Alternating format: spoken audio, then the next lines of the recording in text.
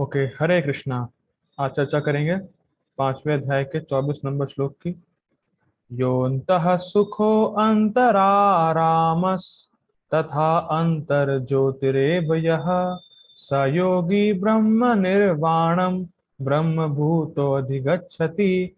योऽन्तः सुखो अन्तरारामस् तथान्तर्ज्योतिरेव यः स योगी ब्रह्म निर्वाणं ब्रह्मभूतोऽधिगच्छति। ओके सुभेक्षा माता जी, प्लीज रिपीट। यो हन्तः सुखो हन्तरा रामस्तथान् यो हन्तः सुखो हन्तरा रामस्तथान्तर्योतिरेवयः स योगी ब्रह्म निर्वाणं ब्रह्मभूतोऽधिगच्छति। ओके माता जी, वेल ट्राइड, पर अधिगच्छति ना कि हदिगच्छति।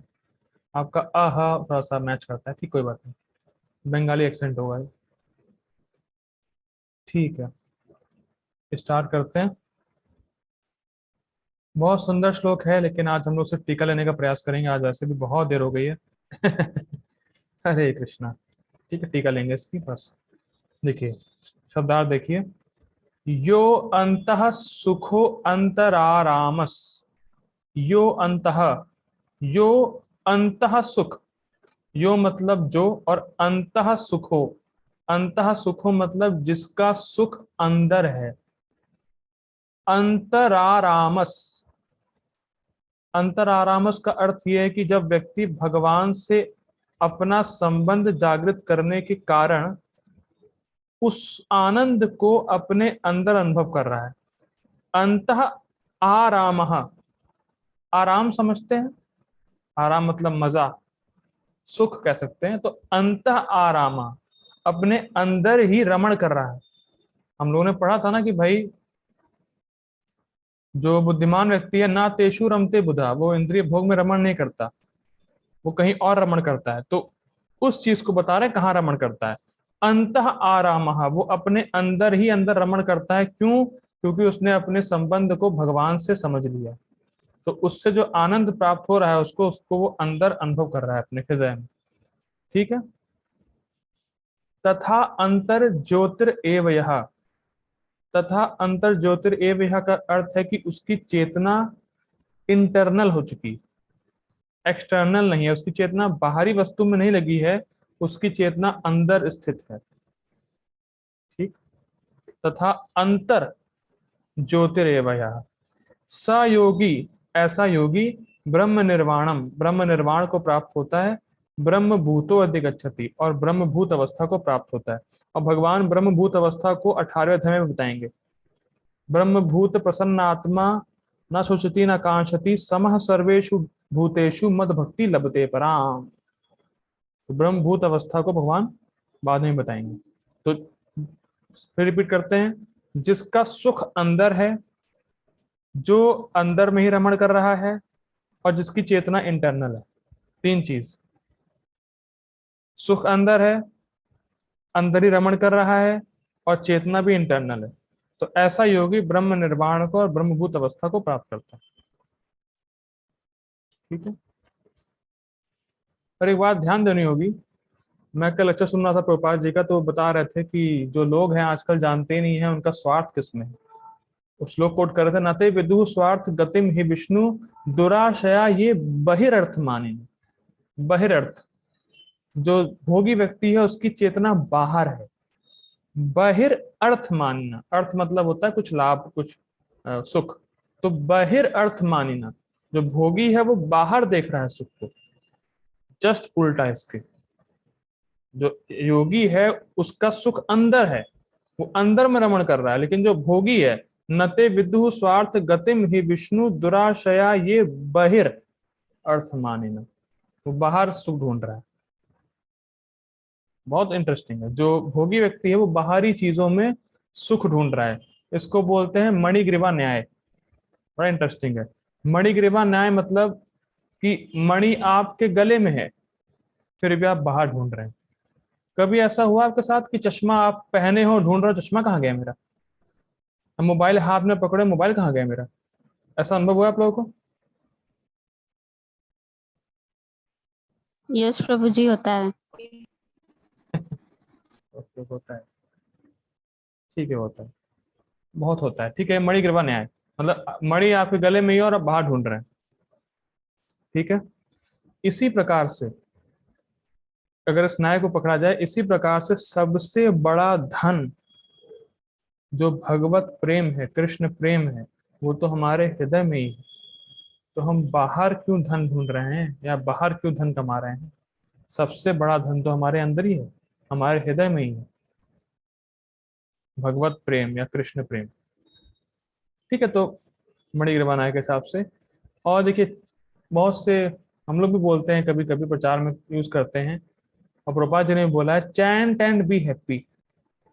लेकिन चैंट और बी हैप्पी के बीच में बहुत तपस्या है। क्या आपको नहीं लगता कि जब आप चैंट करते हैं तो आप हमेशा ही हैप्पी रहते हैं? ऐसा आपके साथ होता है कि जब आप जब कर रहे हैं तो हमेशा ही सुखी हैं?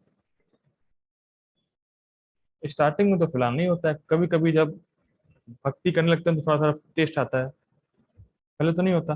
तो चैंट और बी हैप्पी, इन दोनों के बीच में बहुत तपस्या है। क्यों भाई? क्योंकि हमारा चित्त अभी बहिर्मुख है, हम अभी भी थोड़ा थोड़ा भोग करना चाहते हैं। बहिर्मुख, देखिए बहिर्मुख का अर्थ है कि भगवान से विमुख, हम भगवान से अलग होके कुछ ना कुछ एंजॉय करना चाहते हैं। इसीलिए हमें चैंट और बी हैप्पी वाली स्टेज प्राप्त नहीं हो रही है हर समय। और अंतर्मुखी होने का मतलब है कि अब भगवान के संबंध में, सॉरी, भगवान से उसका संबंध वो समझ गया है योगी, और उस संबंध का सुख अनुभव कर रहा है हृदय में। बात समझ में आ रही है ना? बहिर मतलब वो बाहर चीजों में ढूंढ रहा है सुख को, और जो अंतर चेतना है उसका मतलब अंदर भगवान से अपने संबंध को जान चुका है और अपने हृदय में ही वो आनंद का अनुभव कर रहा है। ठीक। और अंतः सुखारामस, मत देखिए बहुत सुंदर है। देखिए, कभी कभी हो सकता है लोग आपसे पूछें और लोग ये कहें, जिस हिसाब से हम लोग को लग रहा है कि जब भाई अब उसको अंदर सुख प्राप्त हो रहा है, वो तो कुछ करता ही नहीं होगा अब। भाई इस हिसाब से लग रहा है कि भाई अंतरारामस मतलब वो अब उसको अंदर में सुख, उसका सुख अंदर ही है, वो अंदर ही रमण कर रहा है। तो अंदर मतलब वो कुछ नहीं कर रहा है, ऐसा धारणा लोग कर सकते हैं।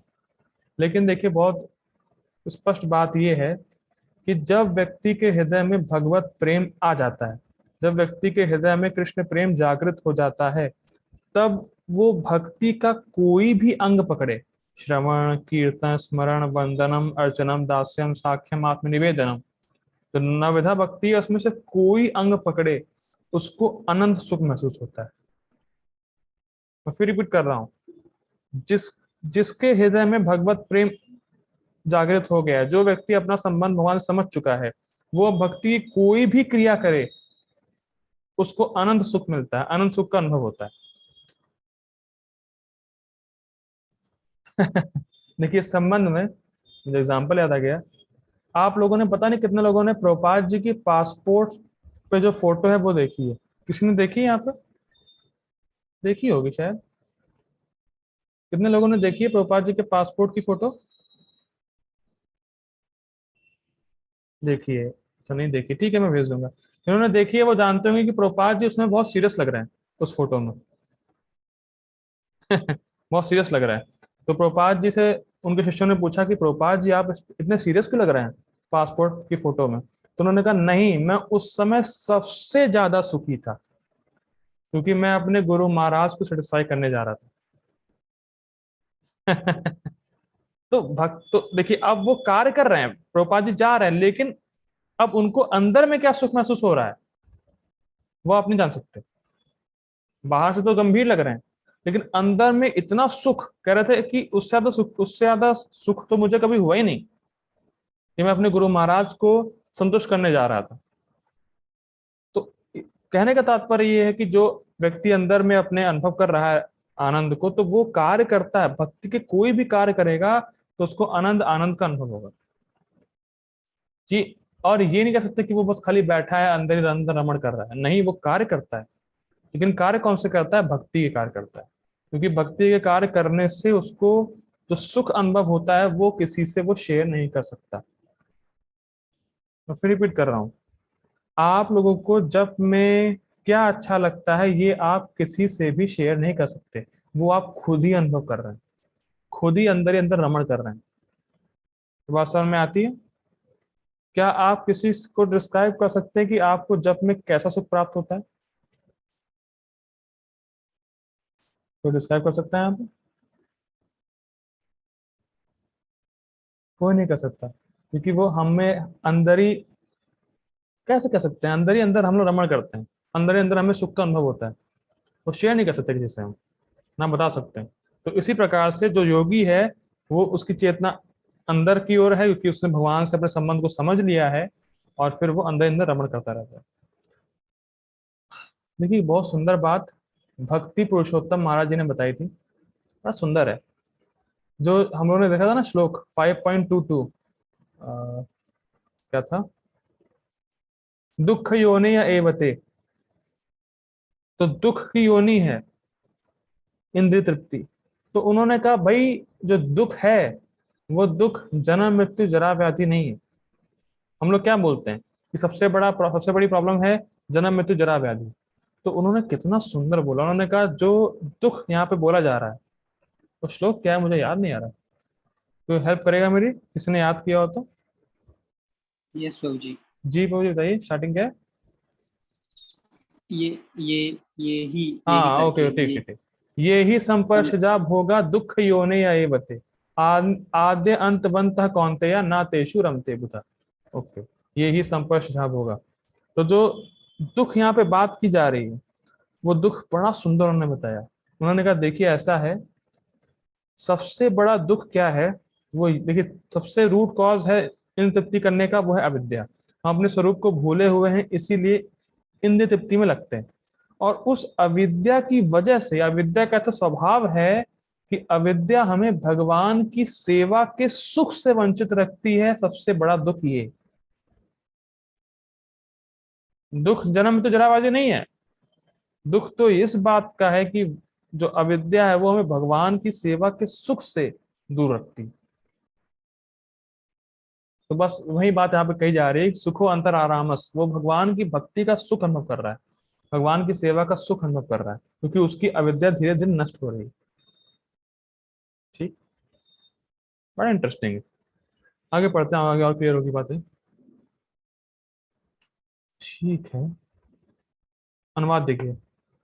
जो अंतःकरण में सुख का अनुभव करता है, जो कर्मठ है, कर्मठ मतलब कर्म करता है।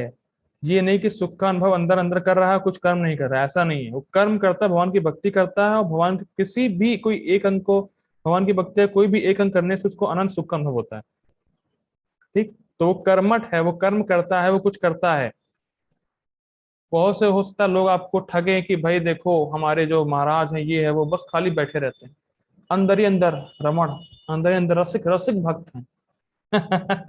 रसिक भक्त हैं भाई ये, अंदर ही अंदर बस रमण करते हैं, बैठे रहते हैं। सही नहीं है, कर्मठ है, कर्म करता है, भगवान की भक्ति में लगा रहता है।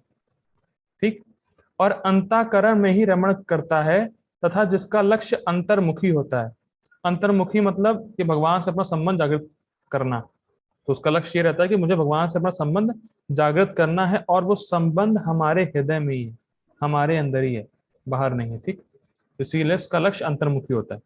वह पर ब्रह्म से, वह पर ब्रह्म में मुक्त पा,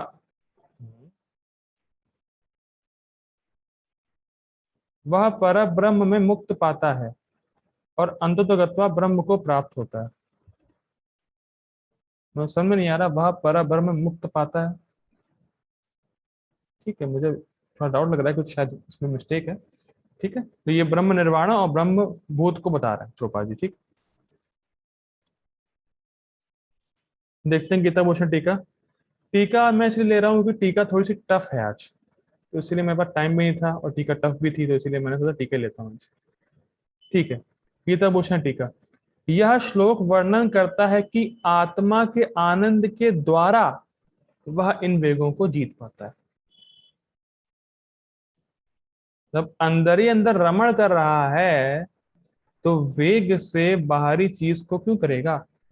जब उसको अंदर ही अंदर सुख मिल रहा है तो बाहर की चीजों में सुख तो क्या ढूंढेगा? वो क्या, कुछ रह ही नहीं गया फिर तो। आपको बात लिंक समझ में आ रहा है? कल देखा था कि भाई वेग को रोकना है, जो इंद्र तृप्ति के वेग है, जो काम के वेग है, काम और क्रोध से उत्पन्न वेग है, उसको रोकना है। तो अब बता रहे हैं कि जब वो अंदर ही अंदर रमण कर रहा है तो वेग को जीत पाना बड़ा आसान है, क्योंकि वो अंदर ही अंदर रमण कर रहा है, तो वेग का कोई मतलब ही नहीं है फिर तो, क्योंकि उसका चित्त पूरी तरीके से शुद्ध हो गया है। ठीक, ठीक है। इसमें बहुत चीजें बोलने की है, मैं समझा नहीं पाया पहले। देखिए, अविद्या की वजह से भगवान की सेवा के सुख से वंचित, ठीक, और भोग के कार्य से अविद्या को बढ़ाते हैं। तो फिर रिपीट कर रहा हूं, अविद्या से दिक्कत क्या हो रही कि आप भगवान की सेवा के सुख से वंचित रह जा रहे हैं, और भोग के कार्य करने से, वेगों वेगों में बह जाने से वो अविद्या बढ़ती है, तो हम और सेवा से दूर हो गए। ये पॉइंट समझ में आ रहा है? दुख योनि आए हुए थे, दुख क्या है? भगवान की सेवा का सुख ना मिलना, ठीक, और उस वो क्यों हो रहा है? अविद्या की वजह से। और भोग कर रहे हैं तो अविद्या बढ़ेगी, तो और सेवा से दूर हो जाएंगे। अच्छा, इतना समझ आ रहा है कि कुछ ना कुछ अविद्या हमारी खत्म हुई है, भगवान के प्रति हम थोड़ा सा उन्मुख हो चुके हैं। इतना समझ में आ रहा है, इतना भक्ति करने से कुछ फील हो रहा है कि भगवान में इंटरेस्ट आने लगा है। ठीक है, बहुत सुंदर बात है। और एक और इंटरेस्टिंग बात है, अविद्या की वजह से ही हम साधन और साध्य को डिसाइड नहीं कर पाते।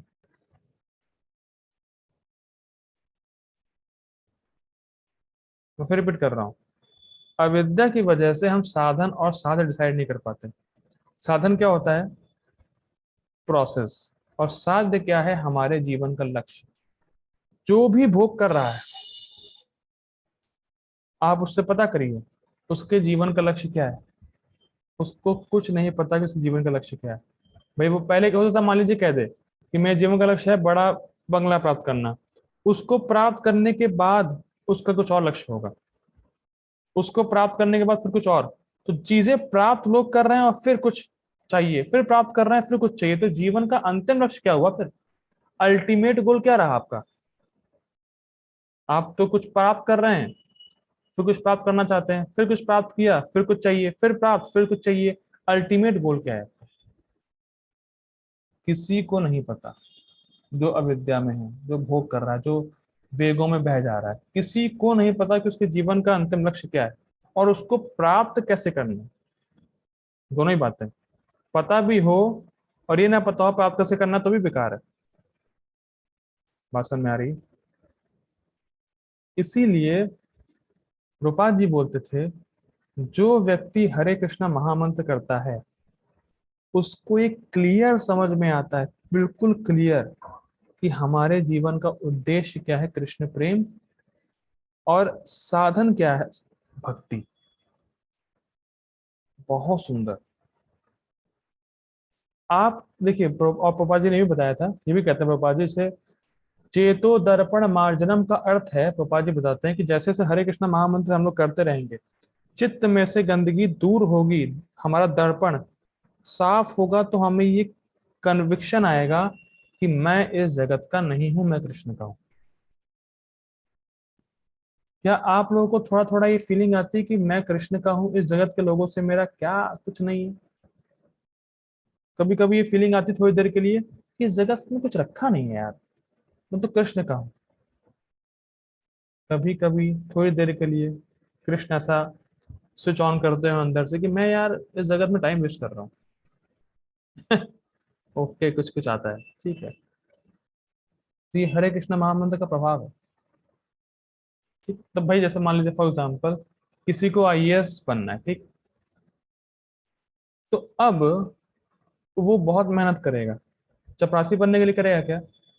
आईएएस बनने के लिए करेगा। सिंपल है, मान लीजिए कोई आईएएस बनना चाहता है, 16-16 घंटे पढ़ता है, 12-12 घंटे पढ़ता है, क्यों? क्योंकि उसको पता है कि मुझे आईएएस बनना है।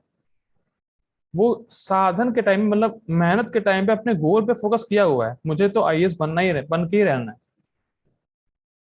तो वैसे ही जब हम भक्ति करें तो हम ये हमेशा ये ध्यान पूर्वक अपने चित्त, मतलब चित्त में रखें कि मुझे कृष्ण प्रेम प्राप्त करना है, मुझे कृष्ण को संतुष्ट करना है। जो व्यक्ति आईएएस की तैयारी कर रहा है वो दिन रात मेहनत करता है, क्यों? कि वो देख पा रहा है कि जब मैं एक दिन आईएएस बनूंगा तो क्या होगा, आईएएस बन के रहना है, ये करना है, वो करना है। अब इंटरेस्टिंग बात है, उस किसी व्यक्ति को आईएएस बनना है या उसका लक्ष्य, सॉरी, या गोल उसका आईएएस है, तो उसका गोल आईएएस हुआ कैसे? कोई बता सकता है? भाई, किसी का गोल आईएएस बनना है, तो बचपन से तो कोई ये नहीं सोचता कि मुझे आईएएस बनना है। बचपन से मतलब पैदा हुआ है आईएएस बनना है, ये थोड़ी ना होता है।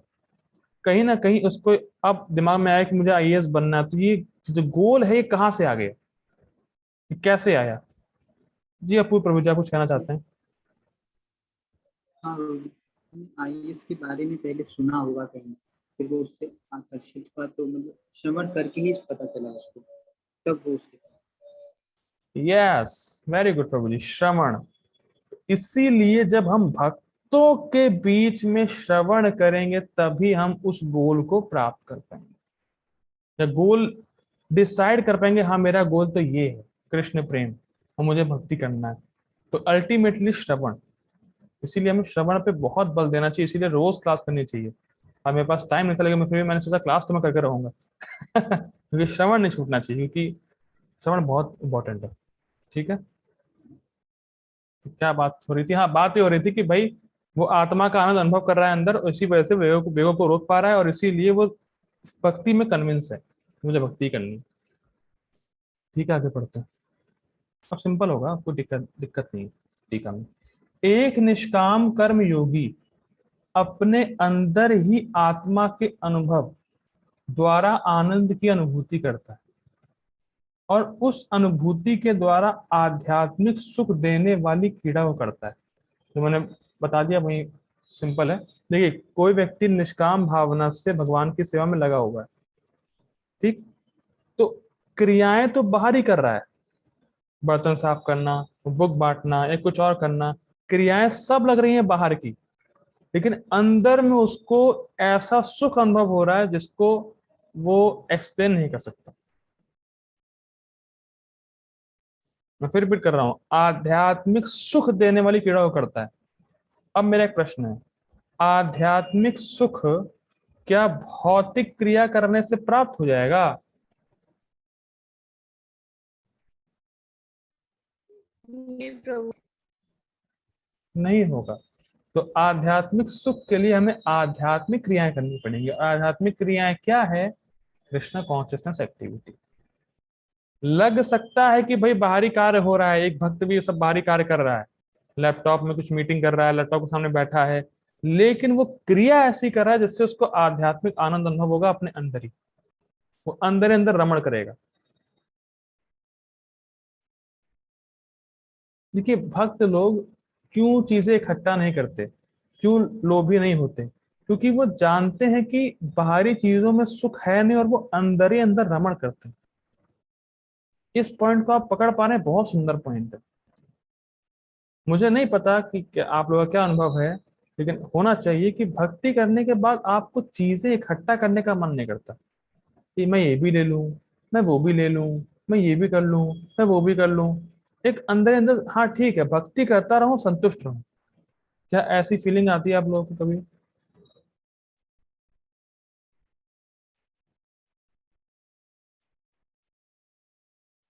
ओके, यस, ठीक है।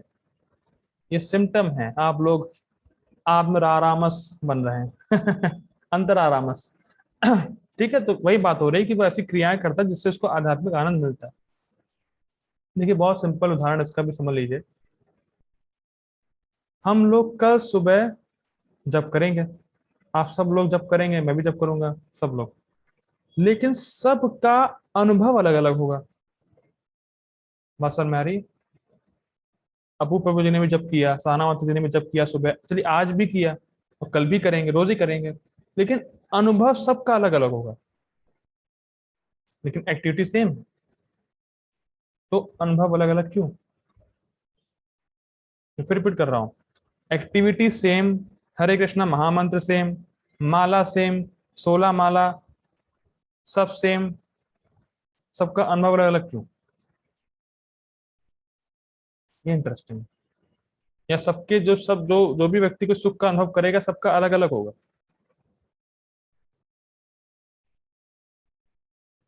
We are all individual, okay ठीक है, लेकिन पॉइंट क्या है? जितनी मात्रा में जिसका हृदय शुद्ध होगा वो उतने ही सुख का अनुभव करेगा। ये इंटरेस्टिंग है भाई। जैसे मान लीजिए बोला जाए कि मान लीजिए अगर कहा जाए हम सब भगवत प्रेम से युक्त हो गए तो सबको अनंत सुख मिलेगा। तो अब अनंत सुख में तो कह नहीं सकते आप कि अनंत में, अनंत को कैसे डिफाइन किया जाए? अनंत सुख है ना, और सबको ही अनंत सुख का अनुभव होगा।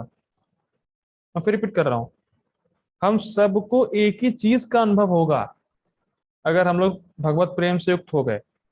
वो क्या? अनंत सुख। लेकिन अभी सबको अलग अलग सुख का अनुभव हो रहा है। वो क्यों? क्योंकि जितनी मात्रा में हृदय शुद्ध होगा उतनी मात्रा में ही सुख का अनुभव हो पाएगा।